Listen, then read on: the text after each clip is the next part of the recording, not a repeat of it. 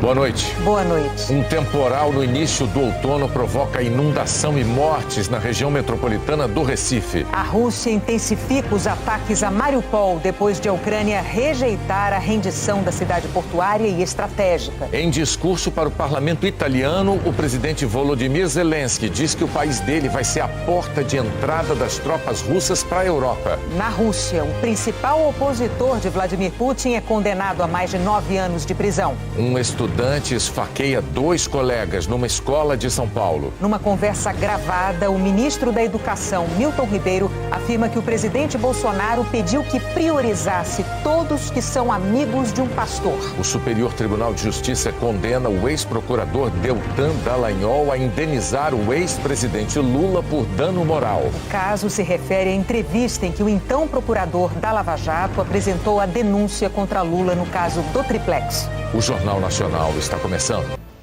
2 pessoas morreram em consequência de um temporal que começou ontem à noite na região metropolitana do Recife. É um problema que se repete a cada chuva mais forte. Ruas alagadas, sufoco para motoristas e pedestres. A gente não tem um sossego de chegar, vir para trabalhar, tipo de chuva, porque a gente já sabe que vai acontecer isso.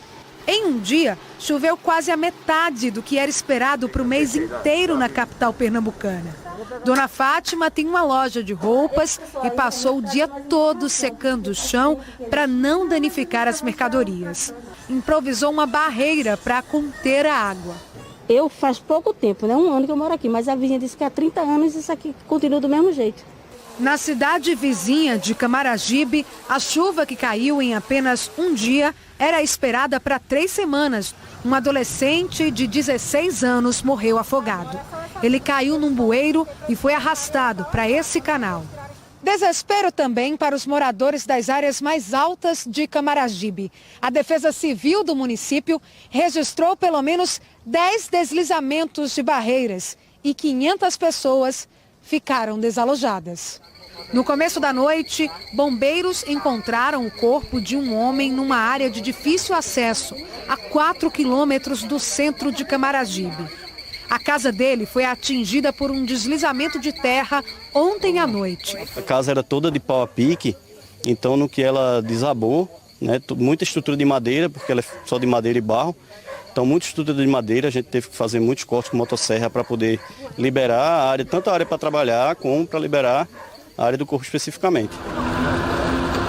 O Serviço de Meteorologia de Pernambuco emitiu um alerta para a possibilidade de mais chuvas na região metropolitana.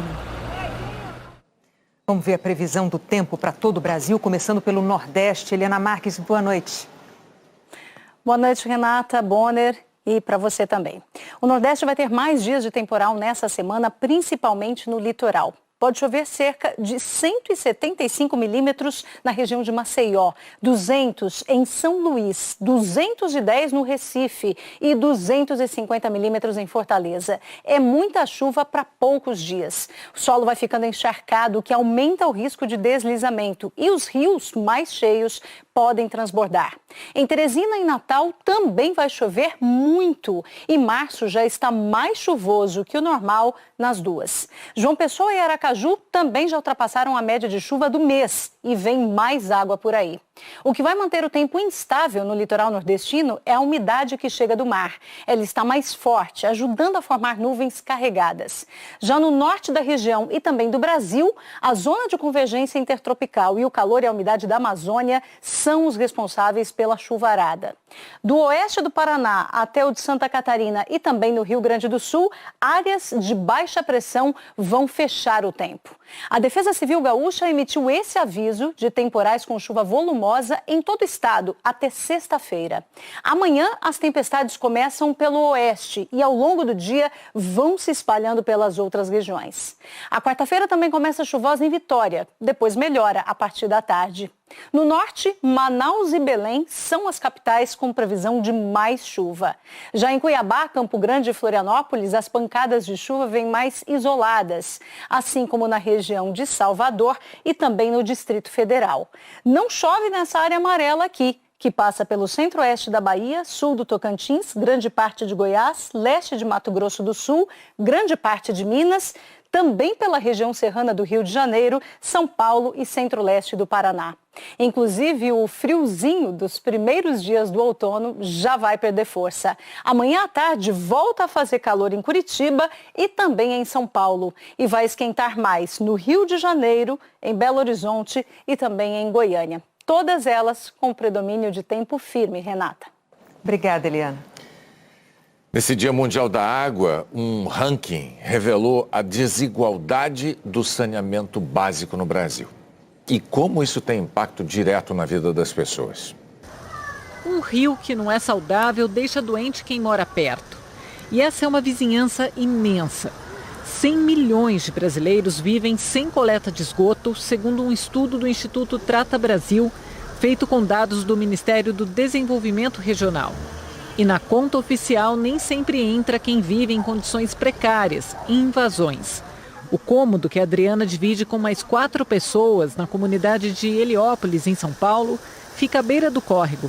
É para onde vai a água suja do banheiro e da pia. Barata, rato, é o que mais tem. Ainda mais tempo de calor aqui, que eu tenho que ver como fede aqui. Isso aqui, tempo de calor, isso aqui a gente não aguenta. A gente não aguenta ver as crianças tudo passando mal aí, ó.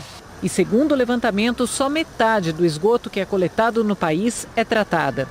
Da análise das condições de saneamento nas 100 cidades mais populosas do Brasil, saiu um ranking com as 20 melhores e as 20 piores. Nas primeiras posições predominam as cidades do Sudeste e Sul do país. Santos, Uberlândia, São José dos Pinhais, São Paulo e Franca encabeçam a lista. Nas últimas colocações, há 9 capitais, todas das regiões Norte e Nordeste. Os piores municípios do Brasil em saneamento são Macapá, Porto Velho, Santarém, Rio Branco e Belém. Na capital do Pará, moradores do bairro da Terra Firme convivem há décadas com o esgoto que não é tratado. A prefeitura diz que vai marcar uma visita técnica, mas enquanto isso, buracos, poças, lama e alagamentos impedem que eles saiam de casa. Isso quando não perdem tudo. Tive uma vez, eu cheguei aqui, a água entrou. Foi mesa, foi cadeira, foi tudinho, foi tudo jogado fora. Os dados refletem a desigualdade econômica dentro do Brasil. O estudo mostrou que as cidades mais adiantadas na solução dos problemas de saneamento foram as que mais investiram. Até aí nenhuma surpresa. O que chamou mesmo a atenção de quem fez a pesquisa foi a diferença de valor. Os municípios em melhor situação investiram em média R$ 135 por habitante. Já nas cidades com piores condições, a média foi de R$ 48. A presidente executiva do Trata Brasil, Luana Preto, diz que políticas de saneamento precisam ter prioridade. O saneamento básico está relacionado diretamente com a saúde da população. E, ao mesmo tempo, quando se investe em saneamento básico, há o desenvolvimento daquela região, um melhor turismo, melhor valorização imobiliária e todos os benefícios que vêm com a instalação desse serviço, que o próprio nome já diz, é básico. O marco legal do saneamento básico estipulou como meta universalizar os serviços até 2033. O coordenador do Centro de Estudos de Infraestrutura e Soluções Ambientais da FGV, Gessner Oliveira, diz que a legislação pode impulsionar iniciativas. Você estimula a concorrência e, naturalmente, os contratos também vão ter metas específicas. Agora, é um processo, não é da noite para o dia, porque só para construir uma estação de tratamento de esgoto, por exemplo, dependendo do tamanho, mas são 2, 3 anos. É muito tempo de espera por algo essencial. É tudo, é lógico, sem água também não somos nada, porque a gente tem que comer, tem que se alimentar, tomar banho, e é isso. A Companhia de Saneamento Básico do Estado de São Paulo afirmou que a rua onde mora a Adriana é uma área irregular e que, por isso, não tem serviços de água e esgoto. Um levantamento divulgado hoje retratou os índices de poluição dos rios da Mata Atlântica. Águas cristalinas que formam aquários naturais. Bonito, em Mato Grosso do Sul, é referência no ecoturismo no país. Mas, nos últimos anos, a situação dos rios vem preocupando os ambientalistas. Enfrentam problemas com a falta de cumprimento das legislações vigentes. Além disso, os rios sofrem com a contaminação por poluentes. e isso está relacionado com o esgoto sanitário que não é ligado corretamente, né, à rede de tratamento. É o que mostra o estudo da Fundação SOS Mata Atlântica, que monitorou 90 rios brasileiros. O levantamento coletou mais de 600 amostras de água em 16 estados. Nenhum dos rios apresentou qualidade ótima, água totalmente limpa. O índice foi considerado ruim ou péssimo em 20,5% dos pontos de coleta. A água não pode ser usada no abastecimento e nem para irrigar lavouras. Em 72% regular e em quase 7% a água recebeu classificação boa. Aqui em Minas, os pesquisadores coletaram amostras de água deste córrego, na região oeste de Belo Horizonte. A situação encontrada aqui no ano passado é a mesma de 2020. Água poluída que a gente consegue observar facilmente só olhando e sentindo o cheiro. É uma água que desse jeito não pode ser aproveitada para nada. Ela tem um grande índice de fosfato, que é proveniente de sabão, detergente, de nitrato, que vem de esgoto doméstico, o de coliformes totais. Esses 3 índices é o que está mais elevado. As águas do Rio São Francisco, coletadas na cidade de Penedo, em Alagoas, receberam a classificação regular nos 2 últimos anos. Essa qualidade não boa de sua água representa muito das agressões que diversos rios costeiros que atravessam grandes cidades localizadas ao longo do bioma Mata Atlântica vêm sofrendo. E isso representa uma séria ameaça a diversas atividades econômicas realizadas ao longo desse rio, onde cerca de 10% da população brasileira depende de alguma maneira de suas águas. Em São Paulo, o córrego do Sapateiro, que abastece o lago do Ibirapuera, apresentou melhora. A qualidade passou de regular para boa. O educador da Fundação SOS Mata Atlântica defende que outros resultados positivos dependem da participação de todos. A gente vai ter que mudar essa cultura de que existem órgãos que são responsáveis pela água e a gente vai ter que ter uma gestão compartilhada, uma responsabilidade compartilhada. Poder público, empresários, cidadãos e cidadãs, entidades, escolas, todo mundo vai ter que fazer algo, e é possível fazer algo, em prol da manutenção da água em quantidade e com qualidade. O consórcio formado pelas empresas Grupo Cataratas e Grupo Construcap é o novo responsável pelo Parque Nacional do Iguaçu. A concessão de 30 anos foi concedida hoje em leilão na Bolsa de Valores em São Paulo por 375 milhões de reais. Em até 5 anos, esse consórcio vai ter que fazer melhorias em trilhas e em instalações. E o ingresso vai ficar 25% mais barato. A seguir, o presidente Volodymyr Zelensky diz que a Ucrânia vai ser a porta de entrada das tropas russas para a Europa. O principal opositor de Vladimir Putin é condenado a mais 9 anos de prisão. O governo da China informou hoje que equipes de resgate não encontraram nenhum sobrevivente da queda de um avião ontem numa região montanhosa do sul do país e que as buscas pelas caixas pretas do voo continuam. Elas são cruciais para determinar o que causou o acidente. Segundo veículos de imprensa locais, os bombeiros acharam pedaços do avião e objetos pessoais de algumas das 132 pessoas.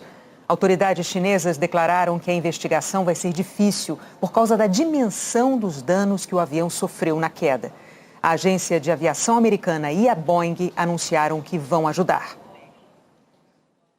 A Rússia intensificou os ataques à cidade portuária de Mariupol depois de a Ucrânia ter declarado que não iria se render. É o que informam da Polônia os enviados especiais Rodrigo Carvalho, Ross Salinas e Hernani Lemos.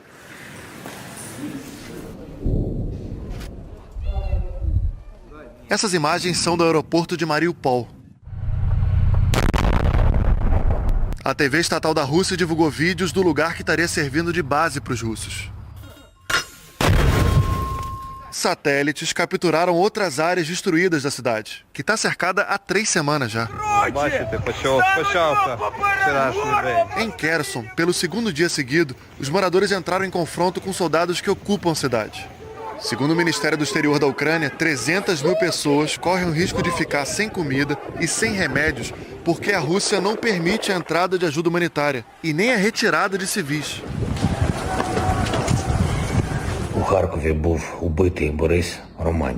Hoje, o presidente ucraniano Volodymyr Zelensky lamentou a morte de Boris Romanchenko, de 96 anos, num bombardeio em Kharkiv. Ele era um sobrevivente do Holocausto. Durante a Segunda Guerra, passou por 4 campos de concentração nazistas. Romanchenko morreu quando o prédio em que vivia foi atacado, na sexta-feira passada. O parlamento alemão também fez uma homenagem a ele. A vice-presidente da Câmara disse que a morte de Romanchenko lembra que a Alemanha tem uma responsabilidade especial com a Ucrânia. Den Menschen in und aus der Ukraine zu helfen. O rabino-chefe de Kiev rebateu com veemência o argumento russo de que essa guerra é para acabar com neonazistas na Ucrânia. A gente não precisa de desnazificação, mas eles sim. Estão bombardeando civis, matando gente na fila do pão. O que é isso? Não é fascismo? Os russos dizem que vieram nos salvar, mas estão matando gente. Hoje, o número de pessoas que fugiram da Ucrânia desde o início da guerra passou de 3,5 milhões. Isso tem colocado uma pressão imensa em várias cidades aqui da Polônia. Agora, imagina ser prefeito de uma cidadezinha de 60 mil habitantes e de um dia para o outro, esse lugar virá um centro da crise de refugiados mais rápida desde a Segunda Guerra Mundial. Foi o que aconteceu com o prefeito da cidade polonesa de Przemyśl. O nome dele é Wojciech Bakun.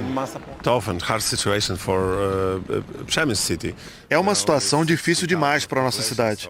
A gente tem 60 mil habitantes e já chegou a receber no único dia 50 mil refugiados. A nossa população dobrava de tamanho todo dia. Dia desses, o prefeito recebeu na cidade o ex-vice-primeiro-ministro da Itália, Matteo Salvini, um dos líderes da extrema-direita italiana.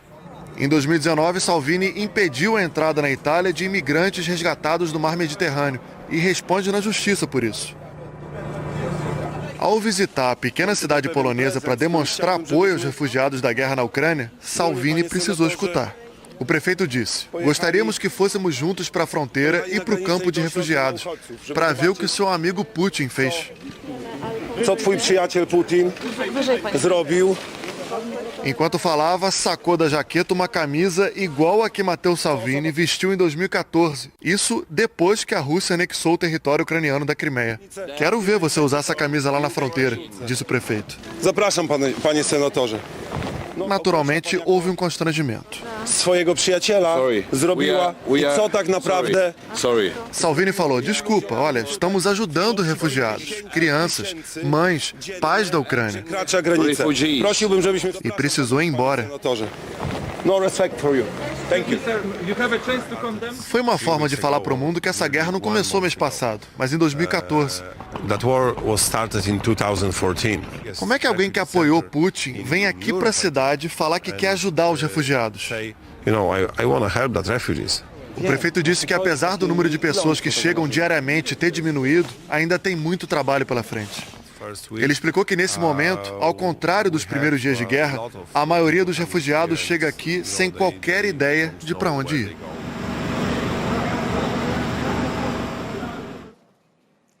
O presidente da Ucrânia, Volodymyr Zelensky, fez um pronunciamento hoje no parlamento italiano. Não foi o discurso inflamado de outras vezes que implorava pela ação direta da OTAN no céu da Ucrânia, arriscando um conflito de grandes proporções. Um Volodymyr Zelensky mais sóbrio denunciou as mortes, principalmente de crianças. Agora já são 117. Falo a vocês de Kiev, uma cidade que para a nossa região tem o mesmo significado de Roma para o mundo, como origem de uma cultura ancestral. E agora estamos à beira da sobrevivência. Para Roma, que é sede da Organização das Nações Unidas para Alimentos e Agricultura, fez um alerta sobre o risco de fome também em outros países. A Ucrânia sempre foi um dos maiores e mais importantes exportadores de alimentos. Mas como podemos semear sob a artilharia russa? Como podemos cultivar quando o nosso inimigo destrói os nossos campos, destrói o nosso combustível? Zelensky disse que Vladimir Putin usa o dinheiro do petróleo e do gás para financiar a guerra e que a Ucrânia será apenas a porta de entrada na Europa. O objetivo dele é influenciar as suas vidas, controlar sua política, destruir os seus valores, democracia, direitos humanos, liberdade. Mas a barbárie não deve entrar. No fim, pediu sanções ainda mais duras, que a Itália proíba os navios russos de entrarem nos portos do país, incluindo os iates dos oligarcas russos que vêm passar as férias no Mediterrâneo. O primeiro-ministro Mário Draghi respondeu que a Itália congelou mais de 800 milhões de euros dos ativos dos oligarcas e prometeu ajuda também com armas à resistência ucraniana, que chamou de heróica. A Itália, disse Mário Draghi, quer que a Ucrânia faça parte da União Europeia. Lembrou que a Itália já recebeu mais de 60 mil refugiados ucranianos. Os italianos abriram as portas de suas casas e escolas com aquele acolhimento que é o orgulho do nosso país, disse o primeiro-ministro. Antes do pronunciamento, o presidente ucraniano recebeu um telefonema do Papa Francisco. Põe um freno à violência. Zelensky convidou o Papa para ir à Ucrânia devastada pelas bombas. Ele comentou que Francisco diz que entende que ele quer a paz e que deve se defender, o que para o presidente ucraniano soou como uma bênção. A Justiça da Rússia condenou o principal líder da oposição a 9 anos de prisão.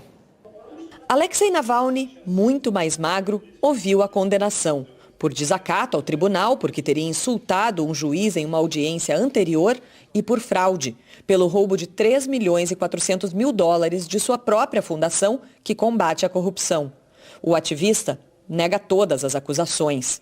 O julgamento foi numa sala improvisada dentro da colônia penal de Pokrov, a leste de Moscou, onde Navalny cumpre outra pena de 2 anos e meio desde 2021. No lado de fora, a advogada dele disse: Alexei se sente bem, sabe que é inocente e vai apelar da decisão. Logo depois, Olga Mikhailova foi detida e liberada horas mais tarde. Navalny é o principal opositor do presidente russo Vladimir Putin. O biógrafo Ben Noble disse que a situação do ativista vai piorar muito numa prisão de segurança máxima e que o objetivo do Kremlin é evitar que ele ofereça qualquer ameaça à liderança de Putin. Navalny representa uma alternativa num país governado por Putin que não permite alternativas. Desde 2011, Alexei Navalny organizou manifestações contra a corrupção na Rússia e contra o presidente Vladimir Putin. Em 2018, lançou sua candidatura à presidência, mas foi barrado pela comissão eleitoral por causa de uma condenação por peculato, que ele contesta. Em 2020, foi hospitalizado em estado grave depois de ter sido envenenado com uma substância tóxica que afeta o sistema nervoso. E foi levado para receber tratamento na Alemanha. Quando voltou, foi preso por violar a liberdade condicional por ter se ausentado do país para o tratamento. Mesmo na prisão, continua fazendo oposição a Vladimir Putin. Na semana passada, aproveitou uma transmissão ao vivo de uma audiência no tribunal para pedir o fim da guerra na Ucrânia. O Departamento de Estado americano criticou a condenação de Navalny, que chamou de prisão política. Ativistas de direitos humanos acreditam que a pena de 9 anos de prisão é também uma mensagem aos manifestantes russos que protestam contra a invasão da Ucrânia. A vice-diretora da organização humanitária Human Rights Watch disse que a mensagem do governo russo afeta o mundo todo. Sadly, I think what it does is it shows that this is possible. Infelizmente, eu acho que essa prisão mostra que é possível um governo silenciar o povo. Então estabelece um precedente terrível. Claro, na Rússia, mas também no exterior. A seguir, o STJ condena o ex-procurador Dallagnol a indenizar o ex-presidente Lula por dano moral. O ministro da Educação, Milton Ribeiro, afirma que o presidente Bolsonaro pediu para priorizar solicitações de todos os que são amigos de um pastor. O ministro da Educação, Milton Ribeiro, disse a prefeitos, numa reunião, que o presidente Jair Bolsonaro pediu prioridade à liberação de recursos que fossem solicitados por amigos de um pastor. Essa revelação, publicada hoje pela Folha de São Paulo, levou partidos da oposição a recorrer ao Supremo Tribunal Federal e à Procuradoria-Geral da República contra o ministro e o presidente. O jornal Folha de São Paulo não revelou quando ocorreu a reunião em que foi gravada a conversa do ministro da Educação com prefeitos. Milton Ribeiro afirma que o governo prioriza prefeituras que peçam a liberação de verba por intermédio do pastor Gilmar Santos. Santos não tem cargo no governo federal. Ele é presidente da Convenção Nacional de Igrejas e ministros das Assembleias de Deus no Brasil e pastor em Goiânia. Na conversa, o ministro diz que esse foi um pedido do presidente Jair Bolsonaro. A prioridade é atender, primeiro, os municípios que mais precisam. E segundo, atender a todos os que são amigos do pastor Gilmar. Foi um pedido especial que o presidente da República fez para mim sobre a questão do Gilmar. Milton Ribeiro também sugere haver uma contrapartida à liberação de recursos do Ministério. Então, o apoio que a gente pede não é segredo, isso pode ser publicado. É apoio sobre a construção das igrejas. Na gravação, o ministro não dá detalhes de como esse apoio se concretizaria. A reportagem afirma que a negociação das verbas do MEC para prefeituras também é feita com a mediação do pastor Arilton Moura, integrante da Convenção Nacional de Igrejas e ministros de Assembleias de Deus no Brasil.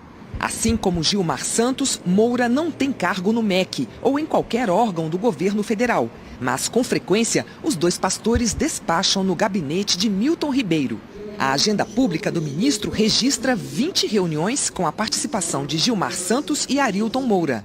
A primeira foi em 17 de dezembro de 2020, uma visita de cortesia. Depois se tornaram mais frequentes. Só no ano passado foram 18 encontros oficiais. Na pauta, reunião com prefeitos, alinhamento político e obras.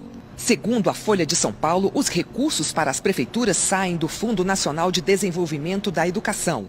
Em agosto de 2021, o pastor Arilton Moura participou de uma agenda com o ministro e o presidente do FNDE, Marcelo Lopes.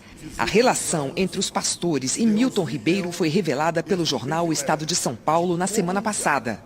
O jornal publicou que o MEC tem um gabinete paralelo de pastores que controla a agenda e a verba do ministério. E que Gilmar Santos e Arilton Moura têm trânsito livre no MEC e atuam como lobistas. A reportagem também reuniu vídeos que indicam a proximidade dos pastores com Milton Ribeiro e a influência na gestão do MEC. Em maio do ano passado, após um evento com a presença do ministro, Gilmar Santos afirmou que era o responsável por garantir verbas para prefeituras. Nós estamos fazendo o que ninguém nunca fez.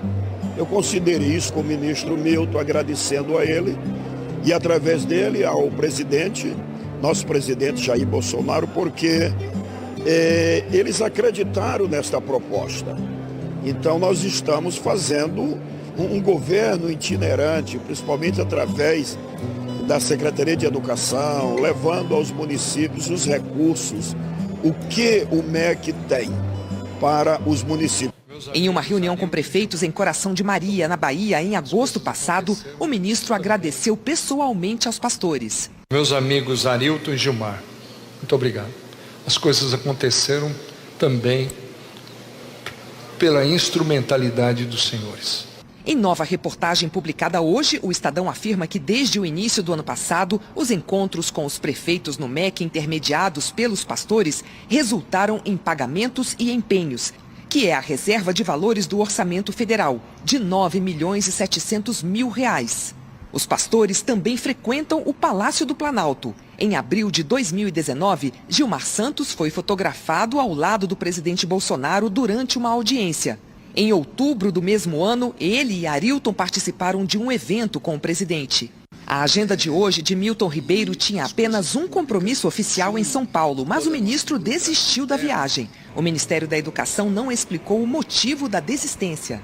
O presidente da Frente Parlamentar Evangélica, deputado Sóstenes Cavalcante, disse à Globo News que cobrou por telefone que Milton Ribeiro desse explicações.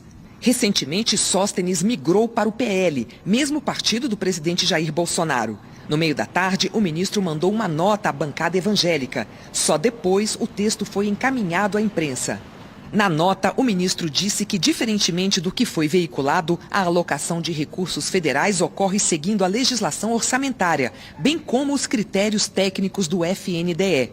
Que não há nenhuma possibilidade de o ministro determinar a alocação de recursos para favorecer ou desfavorecer qualquer município ou estado. O ministro disse que o presidente da República não pediu atendimento preferencial a ninguém, solicitou apenas que pudesse receber todos que nos procurassem, inclusive as pessoas citadas na reportagem. Milton Ribeiro também declarou: independente de minha formação religiosa, que é de conhecimento de todos, reafirmo meu compromisso com a laicidade do Estado. Ressalto que não há qualquer hipótese e nenhuma previsão orçamentária que possibilite a alocação de recursos para igrejas de qualquer denominação religiosa. Mas o ministro não fez nenhuma referência à gravação da conversa que teve com prefeitos, nem desmentiu a veracidade do áudio publicado pela Folha de São Paulo. Milton Ribeiro também não esclareceu se os pastores atuam como intermediários dos recursos do MEC. O caso teve repercussão no Congresso. Partidos de oposição defendem a convocação de Milton Ribeiro. Parlamentares entraram com representação contra o ministro na Procuradoria-Geral da República por improbidade administrativa. Também apresentaram notícia-crime ao Supremo Tribunal Federal, pedindo investigação do ministro e também do presidente Jair Bolsonaro. Até agora, deputados apresentaram 6 pedidos para convocar o ministro no plenário da Câmara. Cabe ao presidente Arthur Lira, do Progressistas, pautar os pedidos, que precisam ser aprovados por maioria simples. Ao chegar à Câmara no início da noite, Lira disse que não ouviu a gravação e que ainda não tratou de uma eventual convocação do ministro com líderes dos partidos. O ministro da Economia anunciou o bloqueio de 1 bilhão e 700 milhões de reais em gastos públicos previstos para este ano e ainda não divulgou as áreas atingidas. O decreto presidencial vai ser publicado até o fim do mês.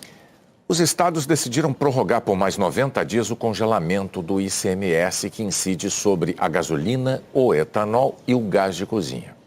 Depois de amanhã, o Comitê Nacional de Secretários de Fazenda dos estados deve estipular a alíquota única desse imposto sobre o diesel. O Congresso aprovou, neste mês, o projeto que determinou a unificação. Por 4 votos a 1, a 4ª turma do Superior Tribunal de Justiça determinou que o ex-procurador Deltan Dallagnol indenize por danos morais o ex-presidente Lula no caso que envolveu o uso de um arquivo do programa PowerPoint. O processo chegou ao tribunal depois que o ex-presidente Lula sofreu derrotas nas 2 primeiras instâncias da Justiça em São Paulo, que rejeitaram o pedido de indenização por danos morais. O caso envolve uma entrevista coletiva organizada em 2016 pelo então procurador Deltan Dallagnol, que na época comandava a Operação Lava Jato no Paraná. Durante a apresentação da denúncia sobre o caso do triplex do Guarujá, Dallagnol usou uma ilustração em que o nome de Lula aparecia no centro da tela, cercado por 14 expressões como petrolão e perpetuação criminosa no poder. A defesa do ex-presidente foi à justiça, alegando que Dallagnol agiu de forma abusiva e ilegal ao apresentar Lula como personagem de esquema de corrupção, o que configuraria um julgamento antecipado, e que o PowerPoint tratou do crime de organização criminosa, o que não fazia parte da denúncia em questão. Os advogados de Deltan Dallagnol disseram que a entrevista ocorreu dentro do exercício regular de procurador da República. Hoje, o relator do caso no STJ, ministro Luiz Felipe Salomão, acolheu os argumentos da defesa de Lula e votou a favor da indenização. Segundo ele, Dallagnol extrapolou as funções de procurador, provocando danos à imagem, à honra e ao nome do ex-presidente. Essa espetacularização do episódio não é compatível nem com o que foi objeto da denúncia, nem parece compatível com a seriedade que se exige na apuração desses fatos. Luiz Felipe Salomão foi seguido pelos ministros Raul Araújo, Antônio Carlos Ferreira e Marcos Buzzi. A ministra Maria Isabel Galotti foi a única a votar contra. Essa entrevista não foi dada como qualquer um do povo. Ela foi dada por um procurador da República em ambiente institucional. O ex-presidente Lula pediu 1 milhão de indenização. Os ministros decidiram por um valor menor, R$ 75 mil, que com juros deve ficar em um pouco mais de R$ 100 mil. Deltan Dallagnol ainda pode recorrer ao próprio STJ. Em nota, Dallagnol disse que a decisão gera insegurança jurídica e que investigadores, promotores e juízes terão receio de fazer seu trabalho de investigar e punir criminosos poderosos e de informar a sociedade. A defesa do ex-presidente Lula afirmou que a decisão do STJ é uma vitória do Estado de Direito e um incentivo para que todo e qualquer cidadão combata o abuso de poder e o uso indevido das leis para atingir fins ilegítimos. Que Lula recebeu de Dallagnol o tratamento de culpado quando não havia sequer processo formalmente aberto. Disse ainda que o ex-presidente não praticou qualquer ato ilegal antes, durante ou após o exercício do cargo de presidente e que a indenização reconhecida em favor de Lula é apenas um símbolo da reparação histórica que é devida. O Tribunal Regional Eleitoral de Minas Gerais absolveu o ex-governador do estado, Fernando Pimentel, do PT, da acusação de tráfico de influência e lavagem de dinheiro em benefício próprio nas eleições de 2014. Esse processo era de 2019. Nas redes sociais, o ex-governador Fernando Pimentel disse que foi absolvido por unanimidade e que foi feita a justiça. O Ministério Público não informou se vai recorrer. O YouTube anunciou hoje que vai remover vídeos que propaguem mentiras sobre as eleições de 2018. A plataforma se comprometeu a banir todas as alegações falsas sobre fraudes, erros ou problemas técnicos nas urnas. Essa mesma regra foi usada nas últimas eleições dos Estados Unidos e da Alemanha. Hoje, pela terceira vez, o presidente do Tribunal Superior Eleitoral, ministro Edson Fachin, cobrou a adesão do Telegram ao combate às fake news nas eleições de outubro deste ano. O TSE já afirmou esse acordo com outras 8 plataformas digitais que se comprometeram a identificar informações falsas e a remover o conteúdo da internet. A seguir, cresce o número de jornalistas alvos de violência no Brasil. Um adolescente esfaqueia 2 colegas numa escola de São Paulo. A seleção brasileira teve hoje o primeiro treino com todos os jogadores convocados para essa rodada das eliminatórias da Copa. Depois de 4 meses, Neymar está de volta. Ele não participou dos últimos 3 jogos da seleção. Chegou hoje de manhã e com saudades. À tarde ele já estava em campo para o primeiro treino com o elenco completo. A fase é de muitas críticas em Paris, mas aqui o que não falta é carinho. Faltam só 8 meses para a Copa do Catar e Neymar é possivelmente o único jogador com vaga garantida no ataque. Contra o Chile ele vai jogar ao lado de Vinícius Júnior e Antony, 2 jovens que chegaram há pouco tempo na seleção. Lucas Paquetá vai ser o armador. Tem determinado adversário que tem certas características que pode ser que eu seja utilizado dessa forma. E eu me sinto bem também em estar no meio campo, eu já comentei sobre isso, seja de segundo homem ou na minha posição de origem, que é um meio avançado. Na defesa, a história é bem diferente. É o setor da equipe mais consolidado e com menos disputas. E, ao mesmo tempo, é onde estão a força e a experiência dessa seleção brasileira. Eu acho que é o ponto seguro da equipe, onde passa segurança para o restante do grupo. A gente conta com essa irresponsabilidade, vamos dizer assim, dos nossos atacantes, porque você estando bem atrás, lá na frente os meninos vão fazer a diferença, né? Porque tem qualidade para isso. A seriedade está no jeito e na trajetória de Thiago Silva. 37 anos, a caminho da 4ª Copa do Mundo e com a tranquilidade de quem sabe que é titular. Ao lado de Marquinhos e com Casimiro à frente deles, os 3 se revezam como os capitães do time e são protagonistas do sistema defensivo do Brasil. Nenhuma derrota nessas eliminatórias e apenas 5 gols sofridos. Eles jogam no lado oposto do campo, mas são fundamentais para que o principal jogador do ataque da seleção seja feliz de um jeito que há tempos não se vê. O técnico Bernardinho pediu demissão da seleção francesa de vôlei. Ele ficou 5 meses no comando da equipe e disse que pediu para sair por questões familiares. Bernardinho segue como treinador do Sesc Flamengo, que está disputando a Superliga Feminina. Com 5 anos de atraso, a Prefeitura do Rio de Janeiro começou hoje uma das obras prometidas como legado da Olimpíada de 2016. Operários vão desmontar a Arena do Futuro, no Parque Olímpico, e a estrutura vai ser usada para construir 4 escolas em outras áreas.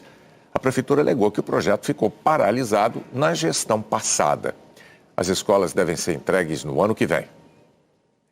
O presidente Jair Bolsonaro sancionou a lei que permite ao SUS distribuir remédios para uso diferente daquele aprovado pela Anvisa. A lei exige recomendação da Conitec, a comissão que assessora o Ministério da Saúde nesses casos, e comprovação científica da eficácia, efetividade e segurança. A Anvisa afirmou que essa lei pode aumentar eventos adversos entre os pacientes e que estuda medidas para monitorar a aplicação da regra nova com o objetivo de proteger a saúde pública. Vamos ver agora os números da pandemia, da vacinação no Brasil, reunidos pelo consórcio de veículos de imprensa. Bruno Tavares, boa noite. Boa noite, Bonner, Renata, boa noite a todos.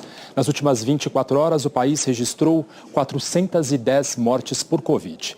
A doença matou 657.773 brasileiros desde o início da pandemia. De ontem para hoje, foram quase 42 mil novos casos conhecidos. O total já se aproxima dos 29.700.000. A média de casos tem redução de 29% na comparação com 2 semanas atrás. São 35.916 novos casos por dia, a mais baixa desde o dia 9 de janeiro. A média de mortes também está em queda, de 40%. São 303 óbitos por dia. Agora a vacinação. Entre os brasileiros que têm 5 anos ou mais, 79,61% receberam as 2 doses ou a dose única. A dose de reforço foi aplicada em 45,52% da população com 18 anos ou mais. Os estados que aparecem em verde escuro no mapa são os mais adiantados na vacinação completa da população que pode ser imunizada. Outras informações em g1.com.br/coronavírus. Bonner, Renata. Bruno Tavares, ao vivo de São Paulo. Obrigado, Bruno. Um aluno de 13 anos esfaqueou 2 colegas na sala de aula em São Paulo. A Gabriela Dias tem mais detalhes para a gente. Gabriela, boa noite.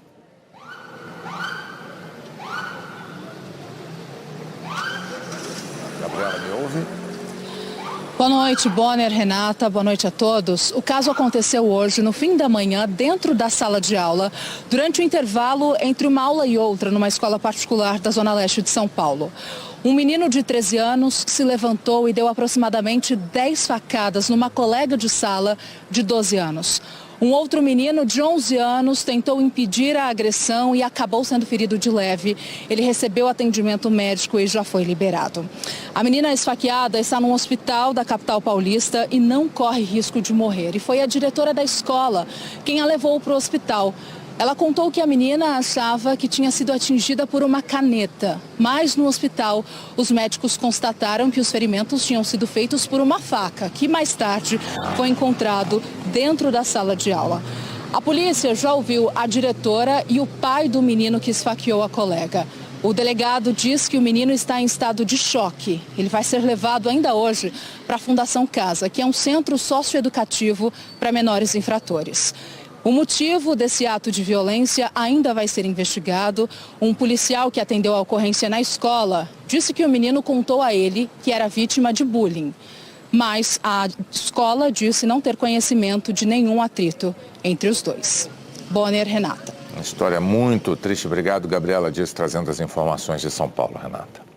A Polícia Civil de São Paulo identificou e indiciou o agressor de uma equipe de jornalismo da Globo no começo do mês.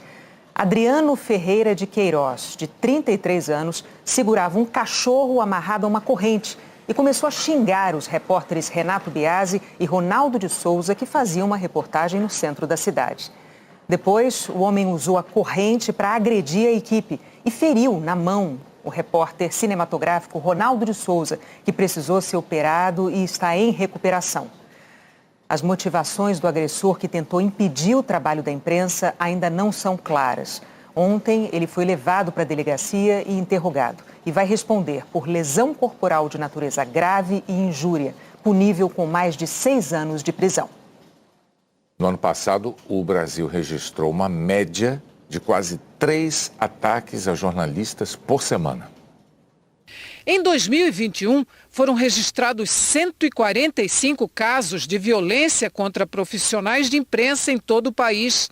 Uma pequena redução em relação a 2020, mas o número de vítimas aumentou 21%, de 189 para 230. A constatação está no relatório anual Violações à Liberdade de Expressão, feito pela Associação Brasileira de Emissoras de Rádio e Televisão, a ABERT. A ofensa foi a agressão mais comum, com 89 vítimas. Depois, agressões físicas. Ao todo, 61 profissionais receberam chutes, pontapés, socos e tapas em 2021. Outros 43 profissionais foram alvos de intimidações. A liberdade de imprensa não aceita retrocessos. O direito constitucional da sociedade brasileira de ser informada sobre fatos que impactam o seu cotidiano somente estará garantido com uma imprensa livre, independente e plural. E é fundamental para as democracias, especialmente para a democracia no Brasil, que a imprensa tem a possibilidade de mostrar o seu trabalho informativo, que é fundamental dentro de um Estado democrático de direito. As ameaças, inclusive de morte, também estão presentes no cotidiano do jornalismo. Nem sempre são notificadas. Mesmo assim, os casos registrados dobraram de 4 para 8 em 2021, incluindo o uso de armas de fogo. Os ataques na internet caíram. O uso de palavras de baixo calão, expressões depreciativas e pejorativas. Ainda assim, foram 4.000 ataques virtuais por dia, ou quase 3 agressões por minuto. Todos esses números confirmam um outro dado sobre o nível de liberdade de expressão por aqui. O levantamento feito pela organização Repórteres Sem Fronteiras em 180 países indica que o Brasil vem sofrendo retrocessos seguidos nos últimos 4 anos e caiu 4 posições no ranking mundial de 2020 para 2021. Pela primeira vez desde que o levantamento começou a ser feito há 20 anos, o Brasil entrou para a chamada Zona Vermelha. Ou seja, ser jornalista aqui é considerado difícil. A Noruega ficou em primeiro lugar no ranking da liberdade de expressão pelo 5º ano seguido. Na sequência estão Finlândia, Suécia e Dinamarca. A ABERT incluiu esse levantamento em seu relatório e reforçou a preocupação com ataques à imprensa neste ano eleitoral, que muitas vezes são incentivados por autoridades. Acho que é fundamental que as nossas principais autoridades, eu começo aí pelo próprio presidente da República, que é a maior autoridade do país, que temos que ter muita tranquilidade e calma nesses momentos para que a gente não guie nos apoiadores um discurso de ódio. Não tem dúvidas, não há nenhuma dúvida de que as autoridades têm que ter muito cuidado, muito equilíbrio nesses momentos, aí, principalmente no ano eleitoral, como vai ser esse em 2022. O Palácio do Planalto não se manifestou. O Jornal da Globo é depois do Profissão Repórter. Boa noite. Boa noite, até amanhã. Fala galera, beleza? Aqui quem fala é o Diego, aqui do canal Diego Esportes, e tô chegando pra te avisar que hoje tem São Paulo e São Bernardo pelas quartas de final do Campeonato Paulista, e no vídeo de hoje você vai saber tudo sobre esse jogo, as principais e últimas notícias da equipe de São Paulo e também as últimas informações da equipe do São Bernardo. O São Paulo, que terminou o Campeonato Paulista na 3ª colocação, jogando hoje no Morumbi, quer a vitória para seguir rumo à grande final. Já o São Bernardo, mesmo vindo de 4 jogos sem vencer, promete dar trabalho pro tricolor paulista. Então, se você é torcedor do São Paulo ou torcedor do São Bernardo, já faço o convite. Se inscreva agora aqui no nosso canal, já vai deixando aquele like no vídeo para nos ajudar, ativa também o sininho de notificação para você receber nossos próximos vídeos e comenta embaixo o seu palpite, porque São Paulo e São Bernardo se enfrentam no Morumbi, a partir das 8h30 da noite, no horário de Brasília desta terça-feira, e abrem as quartas de final do Campeonato Paulista. Quem vencer avança, e em caso de empate, pênaltis. Para o São Paulo, o jogo surge como um teste mais importante da temporada até aqui.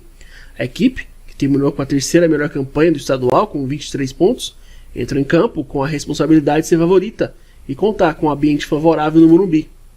Diante desse cenário, o técnico Rogério Ceni poupou jogadores fundamentais no último final de semana e terá uma equipe reforçada diante do rival do ABC. Nomes como Rodrigo Nestor, Pablo Maia, Rafinha e Jandrei devem retornar à formação titular. Mesmo classificado nas quartas de final, o São Bernardo não vive boa fase no Paulistão. São 4 jogos sem vencer, sendo 2 empates e 2 derrotas. Após um bom início do estadual, o Berno caiu de rendimento nessa reta final de classificação, mas busca surpreender o São Paulo jogando hoje no Morumbi. Pelo lado aí do São Paulo, o técnico recebe reforço para a partida, Rogério Ceni. Após poupar boa parte dos atletas considerados titulares na vitória sobre o Botafogo de Ribeirão Preto, nomes como Nestor, Pablo Maia, Jandrei e Rafinha vão retornar. A grande ausência fica por conta do Sara. O camisa 21 segue trabalhando sob cuidado do Refis em tratamento contra um entorse que teve no tornozelo. Então a provável escalação do São Paulo deve ter Jandrei, Léo, Diego Costa, Reinaldo, Rafinha, Pablo Maia, Nestor, Alisson, Igor Gomes, Éder e Caleri.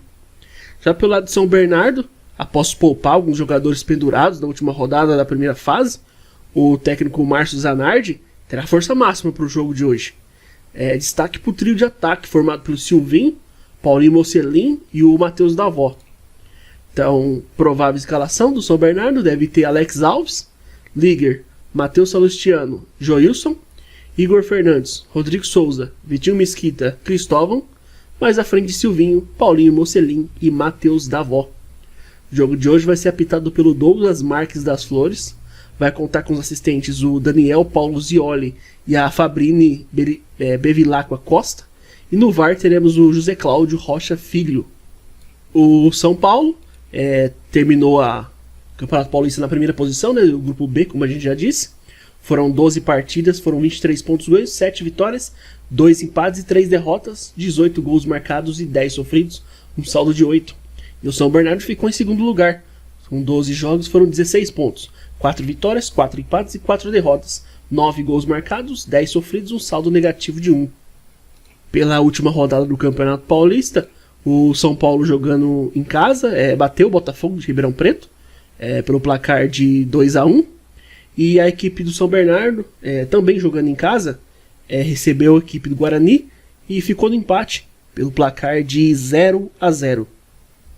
As duas equipes já se enfrentaram 5 vezes em jogos oficiais.